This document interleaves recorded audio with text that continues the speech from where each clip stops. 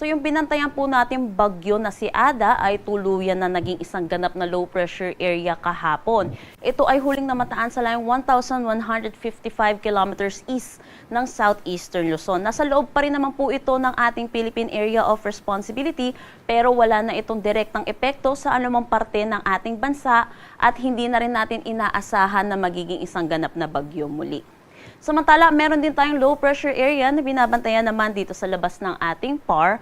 Ito ay huling namataan sa layong 1,990 kilometers east ng northeastern Mindanao. Sa ngayon po, mababa pa naman po yung tsansa nito na maging isang ganap na bagyo at hindi rin natin inaalis yung posibilidad na ito'y pumasok ng ating Philippine Area of Responsibility. Kaya tutok po tayo sa mga nilalabas po na updates ng Pag-asa. Sa ngayon, yung northeast monsoon po natin ay umiiral dito sa may Luzon at Visayas. Ito po yung nagdadala ng malamig na panahon po natin, lalo na sa madaling araw at umaga. At inaasahan din po natin, magbubugso po ito ngayong linggo po natin. Para sa magiging panahon natin ngayong araw dito sa Luzon, inaasahan dulot ng bugso ng amihan, makakaranas ng maulap na papawirin na may mga mahihinang pag-ulan dito sa Cagayan Valley, Cordillera Administrative Region, Aurora, Quezon, Camarines Norte, Camarines Sur, pati na rin dito sa may Marinduque at Oriental Mindoro. Sa nalalabing bahagi naman ng Luzon kasama na ang Metro Manila, asahan po natin ang bahagya hanggang sa maulap na papawirin na may mga isolated light rains. Agwat ng temperatura para sa Metro Manila, 22 to 30 degrees Celsius, Lawag 21 to 29 degrees Celsius, Tuguegarao 19 to 26 degrees Celsius. Dito po sa Baguio, 12 to 21 degrees Celsius, Tagaytay 19 to 27 degrees Celsius, at Legazpi 24 to 29 degrees Celsius.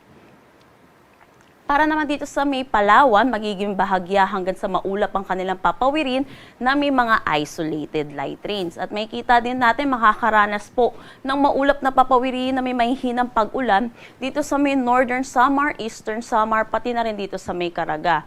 At kung may kita po natin, bumubugso po itong northeast monsoon natin or amihan hanggang dito sa may Northern Mindanao. Kaya dito sa Northern Mindanao, makakaranas sila ng maulap na papawirin na may mga isolated light rains, pati na rin dito sa nalalabing bahagi ng ating Visayas. Pero para naman sa nalalabing bahagi ng ating Mindanao, makakaranas naman sila ng mga mahihinang pag-ulan or mga isolated rain showers at mga localized thunderstorm lalo na sa hapon at sa gabi.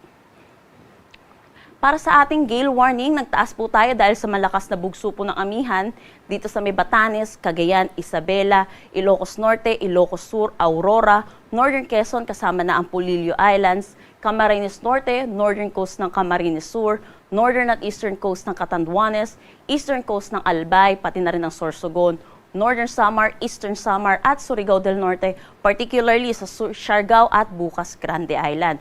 Pinapaalalahanan po natin mga kababayan po natin mangingisda at may mga sasakyang maliit pandagat. Delikado po muna pumalaot dito dahil na rin sa matataas na alon at malalakas na bugso ng hangin. Ang sunrise po natin mamaya ay 6:25 AM at ang sunset mamaya ay 5:50 PM.